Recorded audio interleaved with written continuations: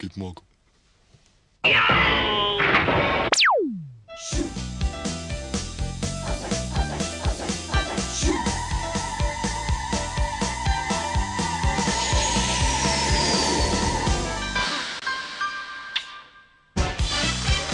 Šiandien radio šou laidoje turim ne bet ką, o pasimatymą. Ir šiandien turim labai gražius 3 vaikinus. Sveikas jaunime, Albinas, Bronius, Zbignevas, daug 5 Zbignevai. Broniau, ką tu labiausiai mėgsti daryti savo gyvenime? Nu, aš tai galvoju, kad gyvenime yra geriausia. Ne tai, kad sėdėt čia už baltos štaltiesės, o ką tai kito daryti. Nu, Albinas. Ką labiausiai mėgsti daryti be savo kablio, kaip sakant, Albinai? Nu, aš tai galvoju, kad geriausia yra su Boba pasimatymę pasimatyti. Zbignevas, ką labiausiai mėgsti gyvenime daryti, Nu, hebra, aš galvoju, kad geriausias dalykas yra jokių būdų nesidėjimas palimpūti ir to labiau prie Broniaus. Neblogas atsakymas, Zbignevai, ir dabar dėmesio! Įvedu merginą, žiūrėkit, gavnasosai. Labas, Aldona. Prašom sėstis čia pas mumis į studiją. Kiek tau metų, pupytė, 15. Labai geras atsakymas ir labai nerealą klausimas. Tokiu būdu pirmas klausimas, Aldona. Ką tau prodiuseriai paruošė pirmam numeriui? Ką pasakys tavo mama, kai ras mumis dviese jos lovoje? Siaubingas klausimas. Ką pasakys pirmas numeris į šitą klausimą? O aš pasakysiu, v grabu apsiverstų šią kariagą. Sakyk, Aldona, kokį antrą klausimą tau parašė prodiuseriai laidos dalyviams? Ką darytai, jei eitume ekskursijon į Trachų pilis ir tu nuliptai pirms ir pamatytai mano... Man įdomu, ką tokį. Gerai. Jeigu aš lipčiau Trakų pilį, tai aš lipčiau tik pirms ir žiūrėdamas iš viršaus į apačią pamatyčiau tokių dalykų, kurių Šiaurės Atėnuose pamatyti neįmanoma. Na ir trečias klausimas, pupytė, būtų tokis, kurį tau parašė prodiuseriai. Paskaityk, tik nedaryk gramatinių klaidų. Ką darytai, jeigu mani uždraustų moterų partiją? Labai sudėtingas klausimas. Aš pasakysiu tokius dalykus. Kada aš stovėdavau griūnusi ir keisdavau valiutą, man į galvą neatsėdavo, kas yra gyvenime bobus ar kita vertus bobų partija. Toks būtų mano konkretus atsakymas. Bob.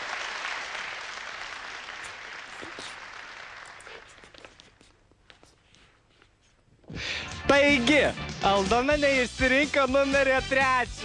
Zbignevai, eik tu po velnių. Mergina neišsirinko numerio 2. Broniaus. Broniau, eik tu šunims šėko pjauti. Taigi ta pati Aldona iš Zarasų, kurie apkabino Stelmužės ežerą ir perplaukė Dubingių ąžuolą. Išsirinko numeris 1. Tai yra Albinas, dabar tu turi vaikelį jį, kai sakyt, pabučiuoti. Prašom, prašom. Bučiuok tik, kas sakoma, doktas tavo, bučiuok jį. Bučiuok, kaip sako. Kaip prodiuseris liepia. Ai. Tai nieko baisaus. Bučiuok, kaip sakoma. Bučiuok.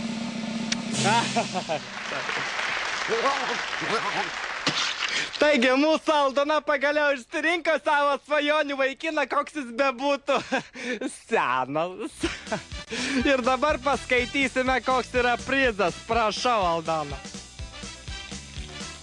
Kas čia yra?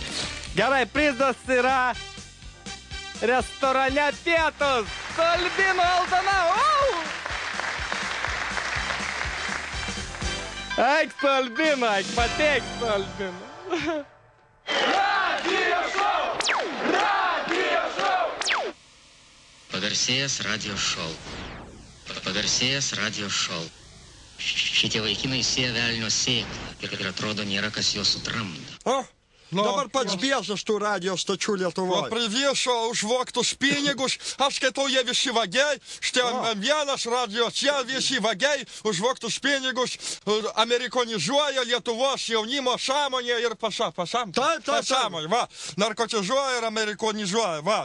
Tai, anksčiau pamenu, klausydavom su šitą savo žmoną buvusią, klausydavom, kai radiją per trumpas bangas, tik šukiai, aha, glušilkė rūškai, jau įdomu, jau gerai ir kartais prasimuša sovietų armijos kariai, šigulė prie Kinijos sienų, pučia komunizmo dulkės, o kur radija? Jokios reklamos nieko nebūdo. O dabar, va. Dabar tai baisu įsijungti. O kas yra ta radija? Šiandien, kas yra radija? Suminkštėjo švegedė. A kas yra Albinas šiandien? A kas yra varčia, kur pažinai, žiūrėk, tuščia podynė šiandien. Tai va, dabar tai, aš tai skaitau, kad vis dėlto yra dar gerų radijų, o, pavyzdžiui, tokia kaip Vilniaus švarpas. Tai nebėra jau. A, nu tai laisvoj banga, taigi tas pats, a ne tas pats. Na, tas pats. Ale jie paleidžia, va, tas, kur man arčiau širdės, va. Bet ir tai narkotizuoja. Narkotizuoja, nu. Vat geriausia radija, tai aš žinau, kas yra. Aš tai žinau, kas man geriausia radija. Kai aš dirbu bukčiuose garažuose prisvarkiu, ten banditėlėms trokius BMW su vyrinu, kur jie nuo policijos, kai bėgia sugadina. Tai visų garsų znacvėliai, o, tik tai šitai bangų ir susimaišo ir idėjai dužai tarp metalinį garažą. Tik to znacvėliai, va, kur radijų. Geriausia radijos stotis, tai aš skaitau, yra vis dėlto mūsų. Ta, kur dirbam. Ir dirbsim 100 metų. Lietuvos valstybinis radijas. Taip. O geriausia laida, kur mūsų draugs daro, Tautos gaida. Va, klausykit visuomet. Šitie vaikinai sėja velnio sėklą. Ir atrodo, nėra kas jos...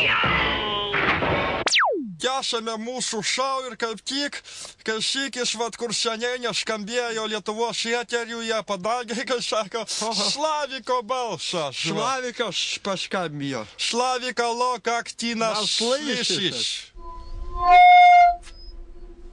Славик Бухтин, молодечный, нашел себе на прогивянимо занятие с Игорьком, Збигневым, с братом, побегали с нелегально, через стенку возим, Друскиненкай. Мы им говорим, что они сейчас в Швеции будут, а потом им перевозим через эту Муйтине. Все едем потом через Белоруссию с Литву сена в Друскиненкай, тоже Белоруссию с территории, вы ее у нас украли, литвины. И там высаживаем этих всех шри-ланкийцев, пакистанцев, они все воняют межелами, говном от них трясет все, с носы мы затыкаем себе всякими пальцами, им там сажаем, даем им тушенки, капота ялтина и сматываем с Игорьком, они там дохнут от холода все.